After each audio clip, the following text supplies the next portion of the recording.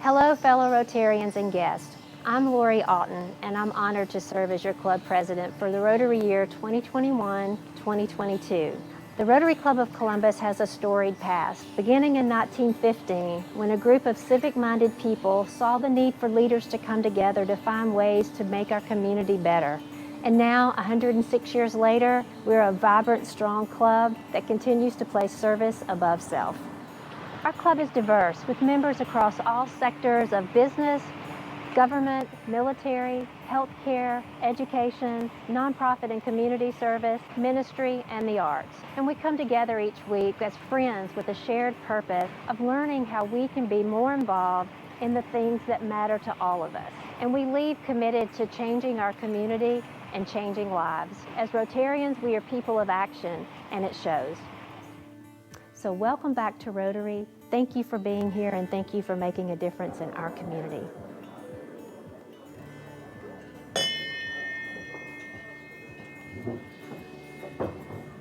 Hello, everyone, and welcome to the January 26th meeting of the Rotary Club of Columbus. It's wonderful to look out and see all of you. And for those of you joining us online, a warm welcome to you as well. As I'm sure most of you heard, we lost Lieutenant General Sam Weltzell last week, and I just wanted to say how much he's going to be missed by our club. You know, Sam was a Rotarian for over 35 years, and I'm going to miss looking out and seeing him right there. Funeral services for Sam will be this Friday at 1 o'clock at St. Anne's Catholic Church. Following that, there will be a burial at the Fort Benning National Cemetery. Following burial, there'll be a reception at the National Infantry Museum for family and friends. So please keep Sam and his family in your thoughts and prayers. I also wanted to share the news of the passing of Russ Carricker. Although not a Rotarian, many of you knew Russ and know what an impact he had on our community. And he especially dedicated himself to the economic development of our community on the the Joint Development Authority of Columbus, as well as many, many nonprofits, including Rodney's Board, Boys and Girls Club. And so please also keep Russ's wife and daughter in your prayers. Now would you please join me in the Pledge of Allegiance.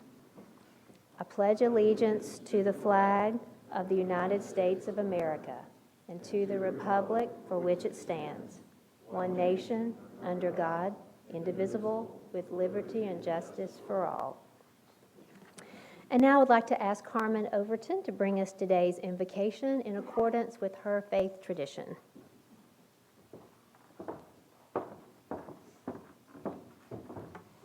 Let us pray.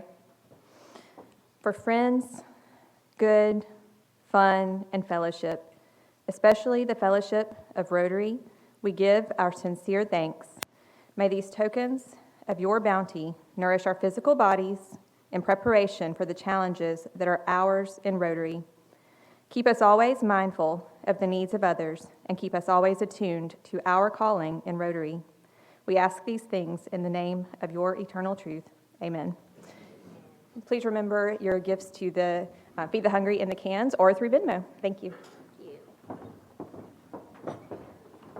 At this time, I would like to ask Cedrid Hill II to bring us today's news. Good afternoon. Here's a look at a few headlines. The stock market has had some ups and downs to start 2022. And after a dip last week that had many investors considering selling, the markets opened this morning in the green.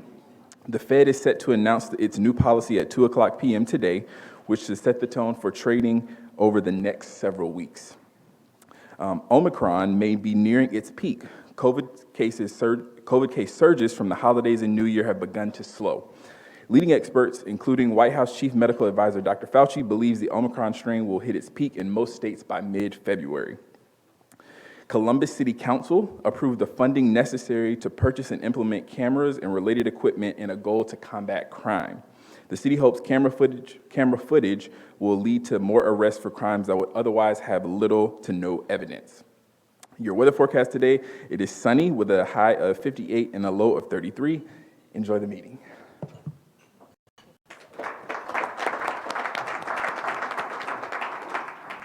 Now it's my pleasure to call on Sallie Hadden to introduce today's visiting Rotarians and guests. Good afternoon. Well, today it's about quality guests versus quantity. We have one guest today. Al Hayes, Rotarian, has Bill Reeves as his guest, and Bill just wanted to describe himself as retired. So please join me in a warm Rotary welcome for our guest, Bill Reeves.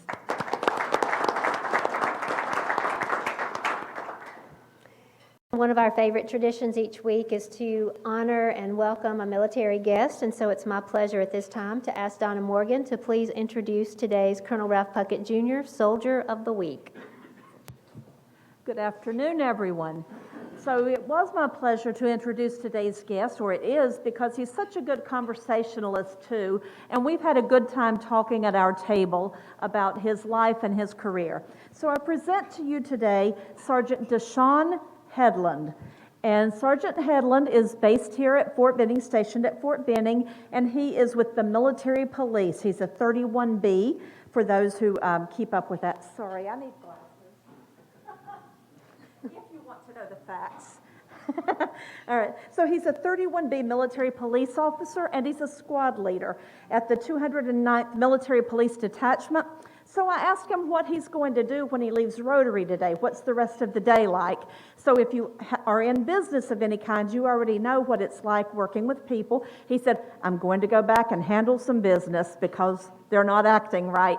And so I said, yeah, that's what we do when you're away with us here today. So Sergeant Headland has served in many leadership roles, and he's been a recruiter as well as an MP, although recruiting wasn't his favorite thing to do, but he did that. He's been deployed to the United Arab Emirates, and that's probably one of the biggest things to have gone through. He was in a leadership position there. He has attended already airborne school and a lot of the other schools that are required for non-commissioned officers in the military. What he is about to do next, however, is go into he's changing his job from military police to infantry, and he's going to go to the Ranger training in April. So we're going to be wishing you luck for that. He will do well there. He's received many awards and commendations. As we know in the military, it's a nice thing to get awards and ribbons for the uniform for doing good work. And so everything from commendation to good conduct to service awards and overseas service. And also, when you serve overseas during combat or conflict, you get the Global National Defense Service Medal and Global War on Terrorism medals. So Sergeant Headland is from Pennsylvania, and so we have shared that we both prefer the heat of Columbus, Georgia, to the cold of the Northeast. So he hopes to stay in this area if possible, and changing his job may actually get him here for a while with us. He joined the Army in 2012 and has served in multiple locations. He and I agree Hawaii was probably the best one that he had, other than, of course, he's happy here at Fort Benning. So he has two children, ages almost 6 and almost 2. And he also, while being in the military, has almost completed his bachelor's degree. And his next goal after military would be to serve with FBI, GBI, any of those types of service, but FBI is his primary goal. So Sergeant Headland, we would like to present to you some gifts today for being with us. One is a book. You've heard us, and we've been talking at our table about Colonel Ralph Puckett. So a book written by Colonel Puckett and inscribed by Colonel Puckett with a postcard of information about his Medal of Honor. So present that to you. I know you love a good coin, so here's a military or a Rotary coin for you. Thank you. And then a certificate of attendance for today, and then something to do. So you are sociable. I've learned he's a good person to chat with. So we need you to find something you want to take to some events. And so you have 2 tickets to the following places: River Center, the Columbus Symphony Orchestra, the National Infantry Museum, the Columbus State University Theater Department, and the Springer to go see a play. Now, COVID is affecting a lot of these places, but even so, they're trying to find things to give to you. So hopefully you'll find someone to take to those. And I'm thrilled because Sergeant Hedlund is not shy, and he would like to share a few words with us today. All right, good afternoon, everybody. Thank you for having me. It is a great honor and pleasure to be here. If there's one thing I can say is about serving in the military. It has been hard, it hasn't been easy, but the rewards are better than anything I could ever ask for. Just being able to be in LaGrange when I was doing recruiting and people coming up to me and saying thank you for your service. It might not seem like a lot to some people, but when we hear that, it makes us feel good. So I appreciate it. Thank you guys, and have a great day.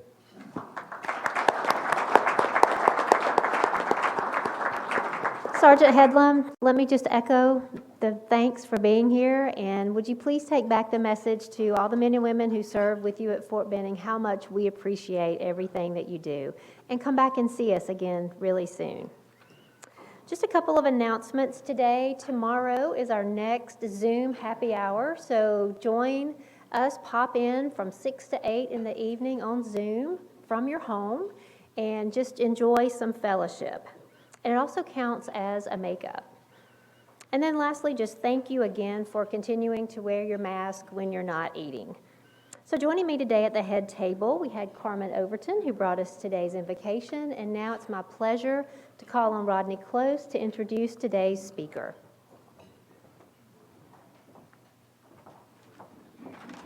Thanks, Lori. Good afternoon, fellow Rotarians.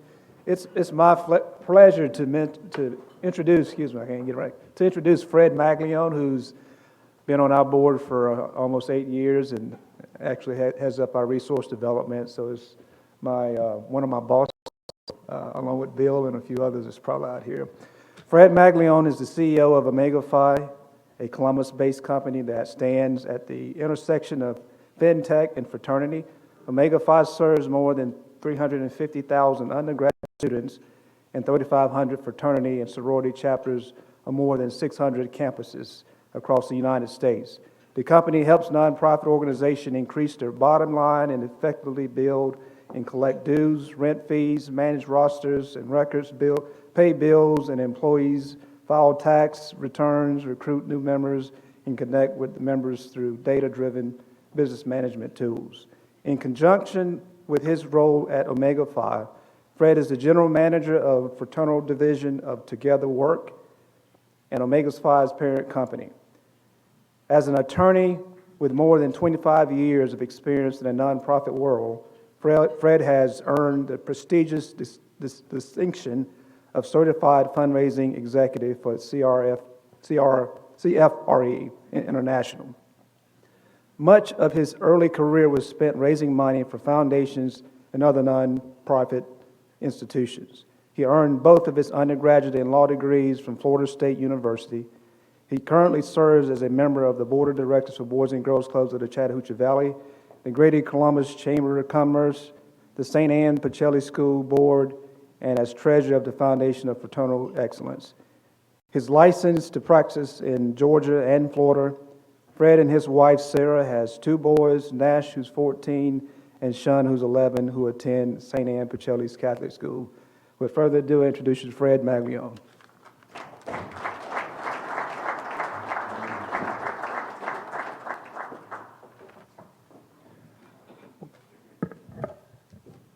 Good afternoon. I'm very excited, happy to be here. I want to tell you today a story. It's not quite my story, but it's a story about entrepreneurship, big dreams, and really success. And it all started here in Columbus, Georgia. So I'm going to talk to you just to give you a little bit of history about OmegaFi. And we can probably start that slide show. We have everything we do, and I'm in a software company. Everything we do is slide deck oriented. So we've got slides to share with you. Just to give you a sense of Omega. Let's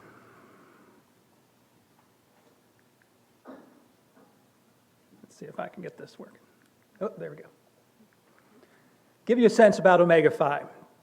We are a software and integrated payments company. We focus and work with college fraternities and sororities and all their related organizations across the United States and Canada. It's a very interesting, unique market. My mother and father still wonder why I went to law school, and I'm working in fraternity and sororities 25 years later, but it's proved to be just an exciting, great career. We help them with three primary areas: financial management, engaging, communicating with their members, and then recruitment and growth. And we're all based, it's all started here, and it's based here in Columbus, Georgia. So how, well, maybe a few other stats. Rodney mentioned a few of them, right? We work with a little over 350,000 students across the country, US and Canada both.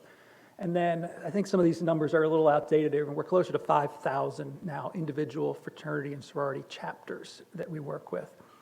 And today, we collect about and process about $1.6 million per day for those organizations. And I'll talk about that in a second. So how did we get here in Columbus, Georgia? And it all started in 1992. It was a class project. I did not start this company. So the company was started by Todd Reeves. And I'm very happy to see Bill, his dad, here tonight. Founded in 1992, Todd was the treasurer of his fraternity, KA, at Auburn University. And, you know, back then, the treasurer's job was relentless.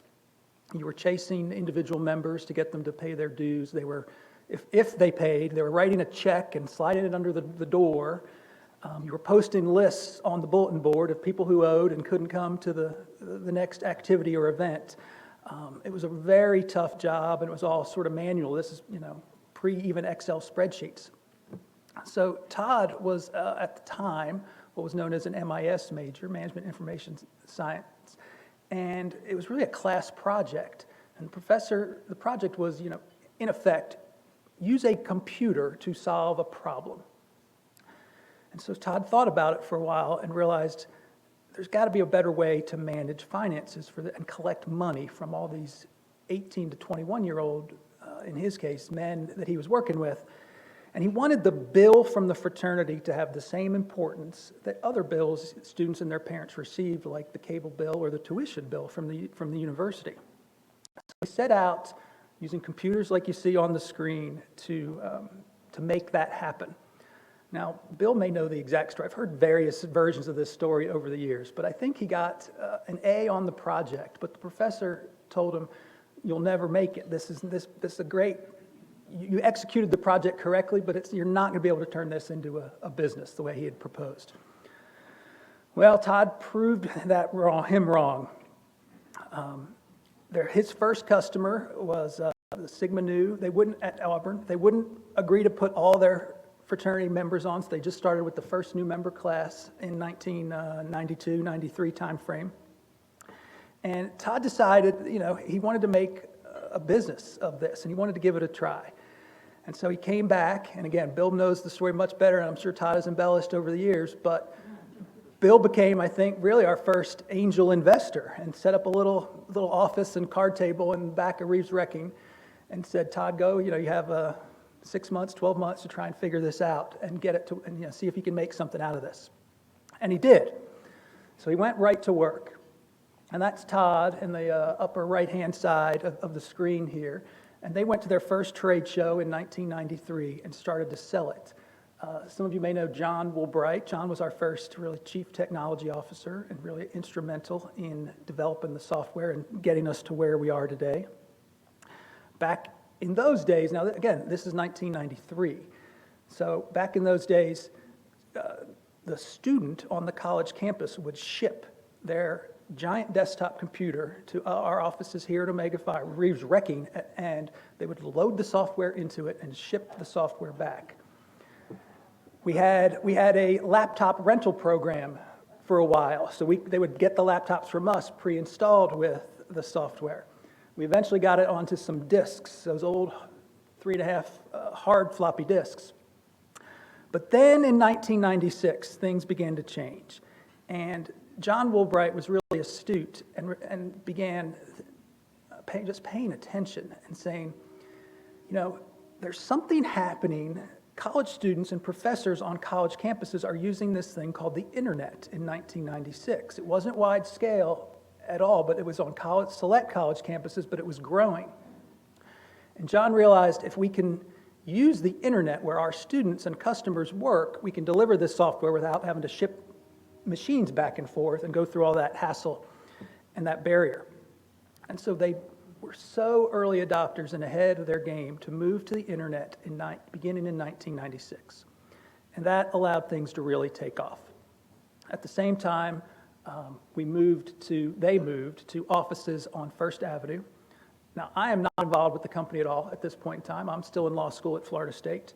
But they were making really great strides, and there's one of the old group photos back in 1996.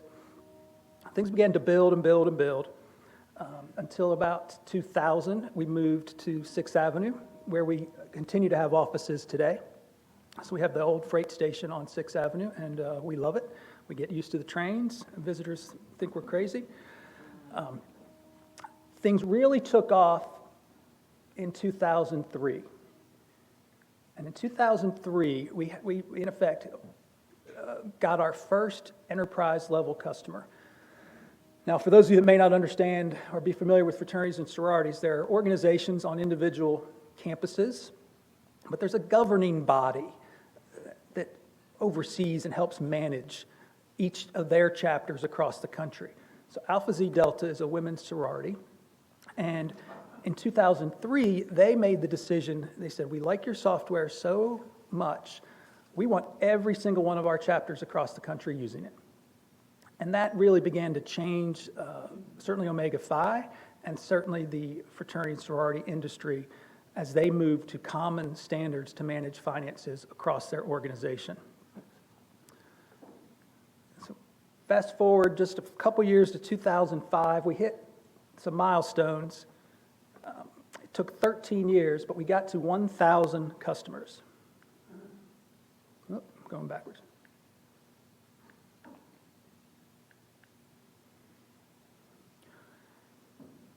So 13 years to get to 1,000 customers in 2005. It took another few years, but by 2009, we'd collected more than $1 billion. So what we're doing is we're collecting money. Students, we invoice and then help collect and redistribute the funds that students are paying, students and their parents, for all the dues, rent, and fees that go along with being a member of a fraternity or sorority. So 17 years to get to $1 billion collected and processed for customers in the industry. We now do $1 billion every year and a half, just about. So it's just exponentially exploded. And as we continued to grow, Todd realized he needed some help. And so that's where I came. He got me involved and twisted my arm a little bit and appointed me president in 2012. I moved down from Atlanta to Columbus in 2013 and have had just, my wife was a little wary of this move, but we have enjoyed it and had just, our kids and family has just flourished. In 2015, we took another big step forward and brought on some private equity investors, a private equity firm, Aquiline Capital Partners out of New York. And they came, they loved what we were doing, and decided to make a significant investment in OmegaFi to really help us grow and expand. And out of that, and a lot of people ask me, well, what is OmegaFi? What does Together Work? So out of this initial transaction with Aquiline in 2015, we decided to create a second company called Together Work that has since become our parent company. And through Together Work and through this process, we've made 34 different acquisitions. We've acquired 34 different software companies that are all working in very specialized, unique, niche, membership or community-based industries all across the country. And you can see a sort of a list of some of them there. We're working, our sister companies, so to speak, are working with labor unions, doggy daycare centers, camp and recreation facilities, synagogues, very specialized software for very specialized groups. As we formed that group in 2016, we acquired 7 other companies and merged them directly into OmegaFi. to expand our offerings. So we went beyond fraternity and sorority work, financial management for fraternity and sororities, to a whole slew of offerings that we can provide to them around, a lot of it's around communication, member engagement, and recruitment and growth. In 2018, Aqualine, our friends at Aqualine left. We brought on new private equity partners, GI Capital Partners out of San Francisco, and we continue to work with them today. We continue to go out and look to find other companies to, bring into the broader Together Work family. But OmegaFi is core, is key. The core of OmegaFi is based right here in Columbus. We've got about 86 employees just focused on OmegaFi, about 600 across the entire Together Work family of companies. And then earlier this month, I talked about that.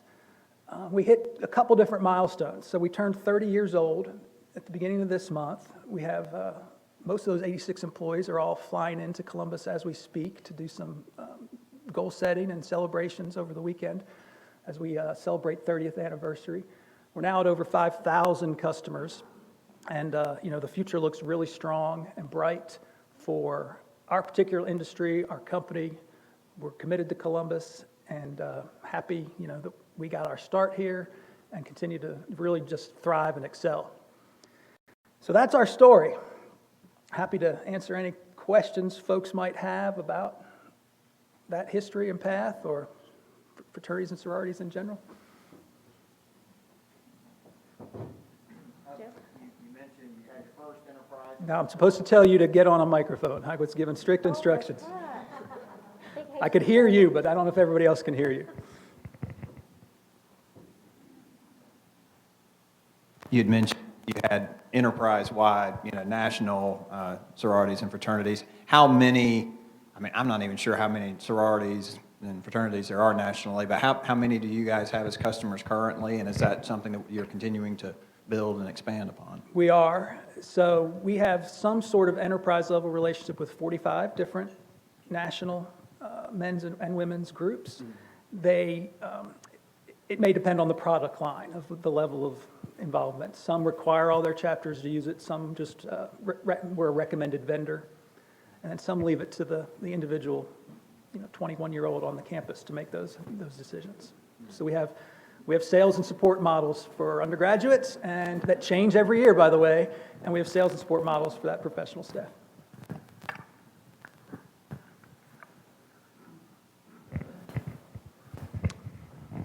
One of the things you said that Todd Reeves wanted to do was to make the dues bill more serious, more something to be taken seriously.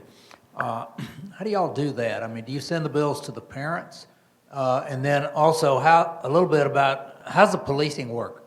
Do y'all notify and then the local chapters do the policing? Just how does that kind of work? Yeah, so at the end of the day, we're providing software, the tool for the chapter to use. So they police most of it themselves. But we provide, that software provides a great deal of visibility and transparency, which has allowed us to significantly reduce fraud, number one. There's certainly always probably a way to steal, but it becomes much harder when so many people can see the money coming in and out, and we're the second hand, we're the middleman keeping track of it. How do we professionalize it? We start, it's an actual invoice that goes out. There are paper copies the way you receive your credit card statement each month. We now have electronic versions and app versions of all of that. They can go to the parents. It's usually, again, the student decides if they want their parent involved in the middle of it or not. About 50% of ours go to parents, and parents can then come in and pay. And then we age debt the way you do in your businesses, and we help. The chapter officers don't always think about it as aging, but we age the debt. And at a certain point, we can turn it over to a collections agent and hold it over there, have it impact their credit. And when we get to that real point, mom and dad usually step in right away.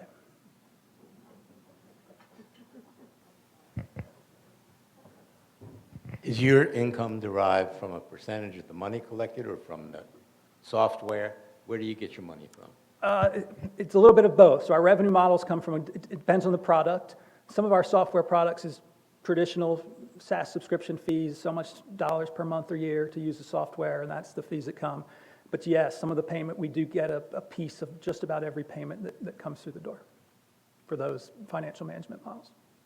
So if we don't collect the funds, the customer doesn't pay.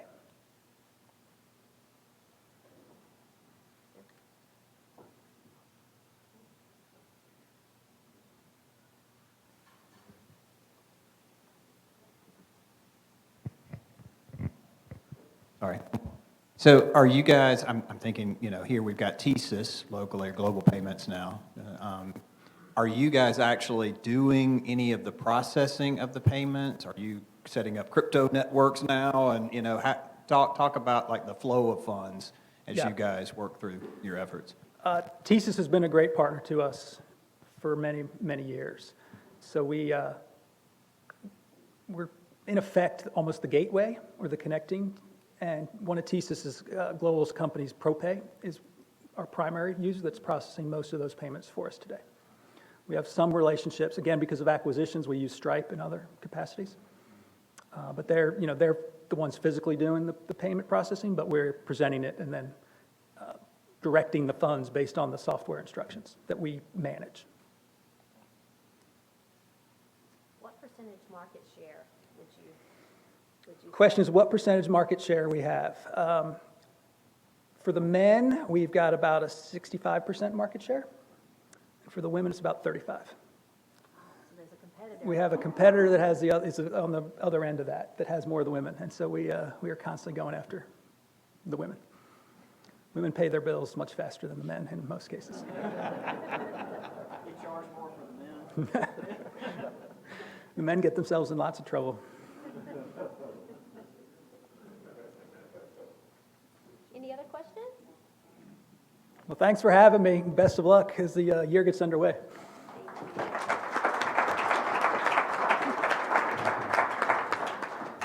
Thank you, Fred. And, on behalf of, as a mom who wrote many checks to a sorority, I appreciate that OmegaFi, and I always would brag about it to my daughter Austin and say, the company is local. It was grown out of Columbus. And so to think that you guys have 65% market share in the fraternity space is huge. You started right here in Columbus. So in commemoration for your visit today, we will place a children's book with your name inscribed on it in the local public library. So thank you again. So remember, everyone, that there will be a replay of today's program on our Facebook page as well as a YouTube link. And I would like to re-welcome Bill Reeves, our only visitor today. Welcome back to you. And also, Sergeant Headland, it's wonderful to have you here. I want to say a special hello to Haisha, our GRSP students. I was going to say it's always wonderful to see your smile, but I can't see it. I can see there you go. There you go. I can see your eyes squinting, though. I'm going to ask again, if you haven't picked up your directory, your brand new directory, please check the table as you walk out. If you see someone else, like a friend of yours, would you please pick theirs up and drop that off as well? We also have printed invoices in the back. Those are not usually quite as popular as the directories, but nevertheless, we will chase you down. So you won't want to miss next week's program when, this will be special to me, our Scott Blackstock, who is the CEO of Tidal Wave Auto Spa, will be our speaker. So until we meet next, let's continue to make a difference.